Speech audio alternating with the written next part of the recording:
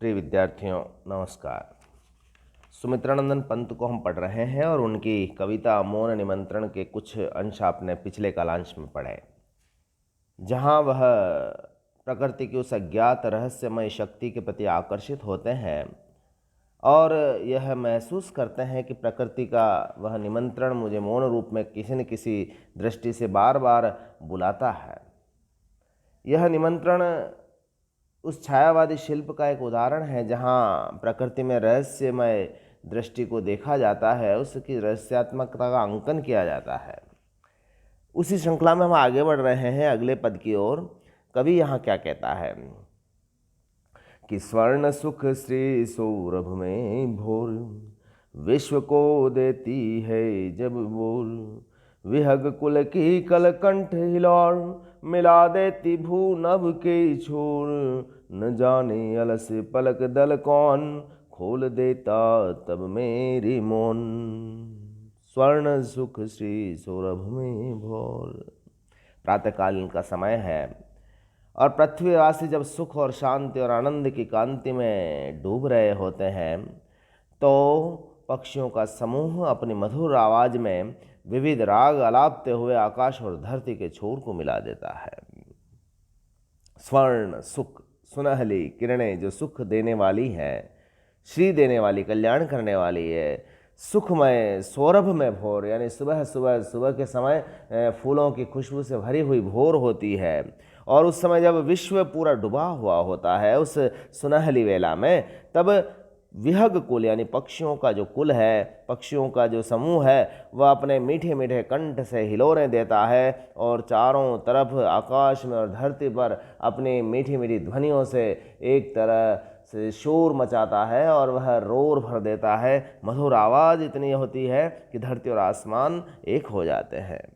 उस समय मेरी जब नींद उड़ती है तो न जाने अलस पलक दल कौन, अलसाए उन आँखों की पलकों में भली आलस्य है, सुस्ती है, लेकिन उस समय न जाने कौन मेरे मन में आता है और मेरी बंद पलकों को खोल जाता है, खोल देता जब मेरे मन, मेरी पलकें खोल देता है। यानी अभी तक तो मैं सोया हुआ था। इस भोरकालीन वेला, इस उषाकालीन वेला में जब पूरा संसार एक तरह से सौरभमय हो रहा है, वहाँ की सुख समृद्धि में डूब रहा है, उस समय वही एक अदृश्य सत्ता आती है और मेरे आँखों को खोल जाती, मेरी पलकों को खोल जाती है। यह मुझे समझ में नहीं आता कि वह अदृश्य सत्ता कौन सी है। यहाँ यह भी देखना है आपको कि छायावादी कभी इस निष्कर्ष पर नहीं पहुँच पाते हैं कि वह अदृश्य सत्ता कौन है, कैसी है, उसका स्वरूप क्या है, उसका आकार क्या है, प्रकार क्या है, वह सगुण है या निर्गुण है, वह यहाँ पर ऐसी स्पष्टता नहीं देते।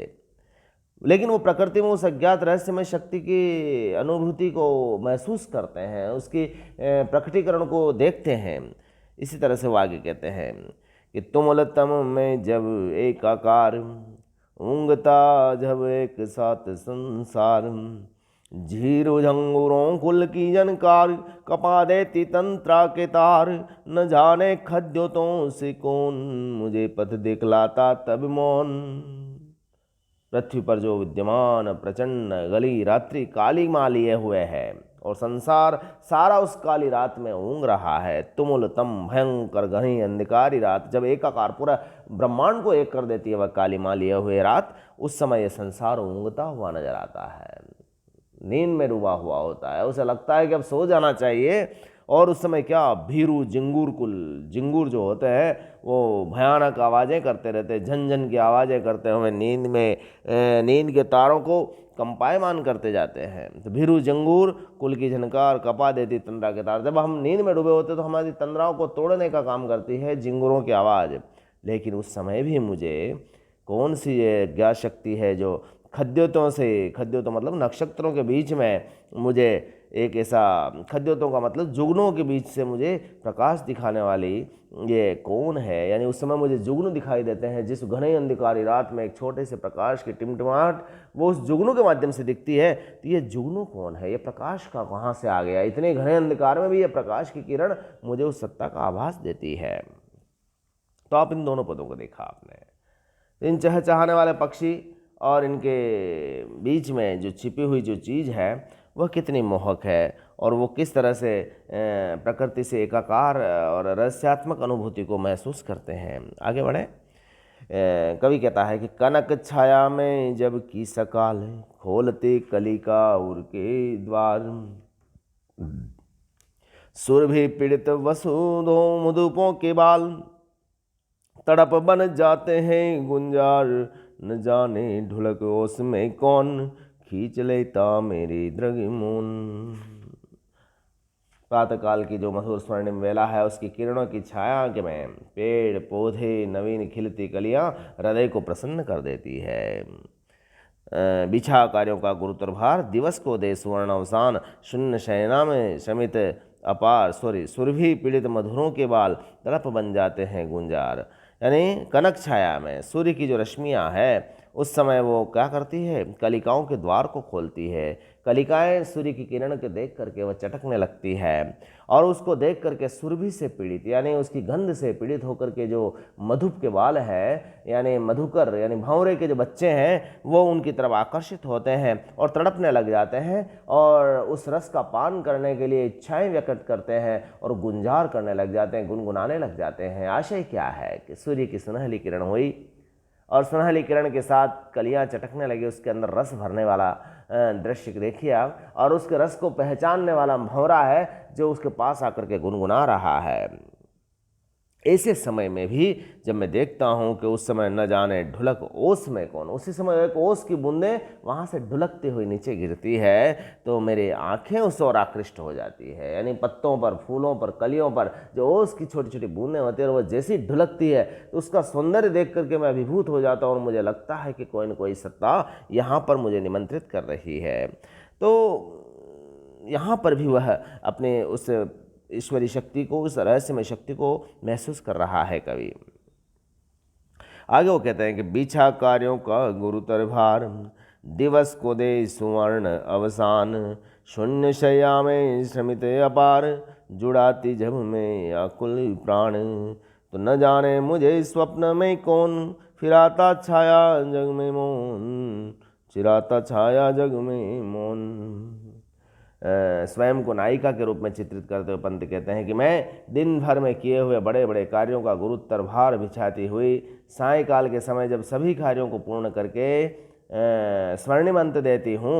बिछा कार्यों का गुरुतर भार, दिवस को सुवर्ण, यानी पूरा दिन बीत गया है, अपना काम पूरा कर लिया है, तो शून्य शैया में शमित अपार, एक शैया में सोना चाहती हूँ और थकी हुई अपार, तब मैं अपने प्राणों को उस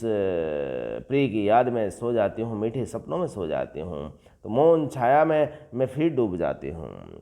तब उस समय मुझे स्वप्न में फिर वही कोई छाया आती है और ये आभासित कराती है कि तुम्हें निमंत्रित किया जा रहा है, तुम आओ, मेरे पास आओ। यानी मैंने पूरा दिन भर का काम करने के बाद जब मैं सो गई, तो उसके बाद मेरे मन में ये विचार आया, तो उस समय मुझे स्वप्न के माध्यम से वह सत्ता मुझे बार बार आकर्षित कर रही है।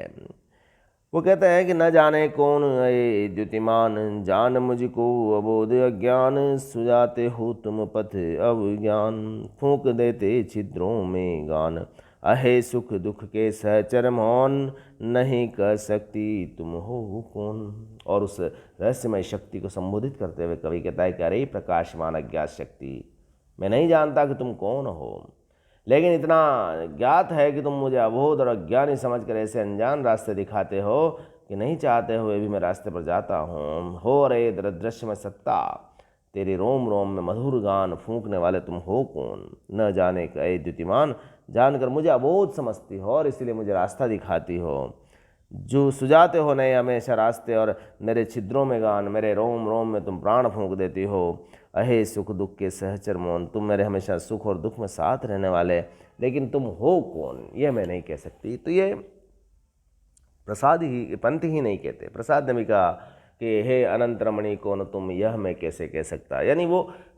ईश्वर को, उस सत्ता को अभी तक निर्णय अवस्था में नहीं पहुँचे कि वो कौन सी सत्ता है, कौन सा ज्ञात तत्व है जो हमारे को नियंत्रित करता है। वह ये तो स्वीकार करते हैं कि इस सृष्टि का नियंता कोई न कोई है, उसको नियंत्रण करने वाला कोई न कोई है, लेकिन वह कौन है उसका निर्णय वो नहीं दे रहे थे। यहाँ पर भी उस अज्ञात ब्रह्म के प्रति कवि की जो दृष्टि है वो प्रकट हो रही है, और वो यहीं पर महसूस करता है कि वह मुझे आमंत्रित कर रही है। तो आप देखें यहाँ पर ये जो कविताएं हैं, अंग्रेजी के जो गोल्डन का शब्द का, सुवर्ण का प्रयोग करना, या नेचुरलिज्म जो अंग्रेजी कविता में है, वहाँ का वुडवर्थ और शेले, उनकी कविताओं के आधार पर ये वहाँ पर भी ऐसी कविताओं की पंक्तियाँ मिलती है जहाँ पर उस अज्ञात सत्ता के प्रति उनका समर्पण दिखाई देता है। तो यह रहस्यवादिता, उस